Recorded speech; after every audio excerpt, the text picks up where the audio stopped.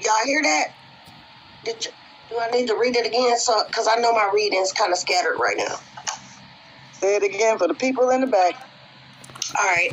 Nehanda and others initially welcomed their soon-to-be occupiers. The religion had dealt with the Christian missionaries for a while. The missionaries fused Marwi to the God in the Bible to more easily convert the people. They also had a successful trading relationship with the Portuguese in Mozambique. I know I can say this word. I've heard it. Mozambique? Yes, Mozambique. And assumed that these Europeans would be like those. Now, this is why I say everything does push us back to talking about religion and all of that. Because every time I try to get a book outside of religion, y'all, it never fails. I always find out more horrible stuff to do with slavery or to do with Christianity. They usually always imply Christians somewhere. And it never fails. It never fails. Never, ever. The contract terms turned out to be brutal. When the king realized what he had signed, he sent emissaries to speak to Queen Victoria about getting out of it. She made his men wait for days and then refused to see them. The foreign language agreement that Lambegula signed was irrefutable. Irrefutable, to my knowledge, means like you can't cancel the contract. The British created a new government on their land with no recognition of pre-existing ruling structures. I know what irrefutable means.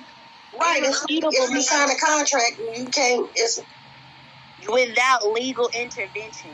Which means another person would have to go to bat for you. Like in Muslim culture, some of their laws are irrefutable.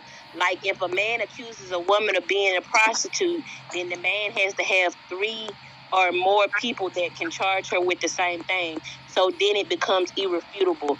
It's sort of like the judgment scale, base things off judgment, not off perspective. That's irrefutable. Like non-disputable. Right. It's like if I sign a contract to buy a home, and then it's actually a movie that used that word, and I can't think of it right now. It was a movie. It was a movie. It was a series on Netflix where the guy was the grandfather. I can't think of the name of it. It was the grandfather. His granddaughter got kidnapped and shit. It was like Mexicans or something. And his daughter was a real estate lady, and she tried to get him to sell his hardware shop, and the son already signed it, and she told the man that she was not going to give it to him, so she burned it because he said it was irrefutable. I know what movie you're talking about. It's a series. Yeah, it was good. It was good. Mm-hmm. And I don't even watch TV like that, but it was good. They were forced to relocate from the most fertile areas where they grew their crops. Hunting, which was their way of life, became illegal. That's why we got these licenses now. Poaching. Their natural resources, like minerals and metals such as gold, all now belong to the British. Suddenly, they owed taxes to the new settlers, which they had to pay with their own livestock or labor. Local wealth was redistributed to the foreigners, in some cases at 3,000 acres apiece, leaving the indigenous people destitute.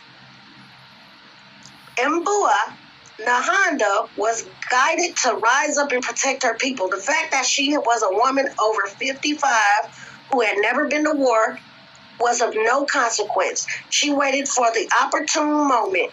2 other well-known spirit mediums joined her. God had decreed that these colonizers had to be driven out. This had become known as the first Chimurenga. I heard that word too. Chimurenga. I said it right? Okay. Uprising and rebellion. In 1889, in Obeah, Nehanda and her spiritual husband, medium, Svikiro, led a revolt against British colonizers of Zimbabwe. The freedom fighters wore their customary black beads and dark ash camouflage. The army loved Nehanda and was grateful for her leadership and support, but they were not outmatched by the Europeans with firepower and resources. Nehanda decided that turning herself in would mean less loss of life for her people. Nehanda was tried in the case of the British Queen against Nehanda. She was convicted along with Svikiro and sentenced to death by hanging. A Catholic priest attempted to convert her to Christianity on the day of her execution. She refused. In Obeah, Nehanda declared, "My bones shall surely rise again." They say that the executioner hung her twice, and she just refused to die. Then a villager suggests they removed her tobacco pouch, aka mojo bag. She died by hanging, but that was only one lifetime. In Obeah, Nehanda will rise again. Nehanda's head was taken to Queen Victoria as a war trophy. The men who created the agreement exploiting Zimbabwe were knighted. Nehanda's head, along created with others from the war, was placed on display. Damn. As I write this, in Obeah, Nehanda and Svikiro remains are at the Westminster Abbey and the British National Museum in what? This is a new book, by the way, y'all.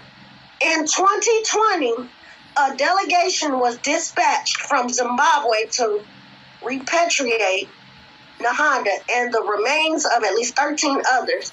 Zimbabwe is demanding the return of 13 skulls and a sacred talking stick.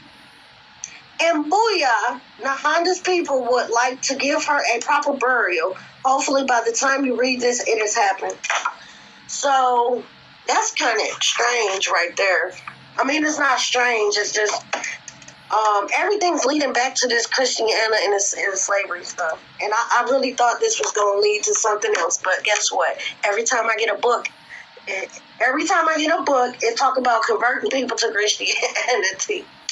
And it never fails. And it's not funny, but I'm laughing because the more I try to find something else to read, it's like Spirit is telling me, no, this is what you need to know. This is what you need to read. It keeps leading me to deeper and deeper aspects. The next one is Sarah Lakali. Sarah Lakali, goddess of divine lineage, Romani, Egypt. Tribute prayer ritual. I am my sister and my sister is me.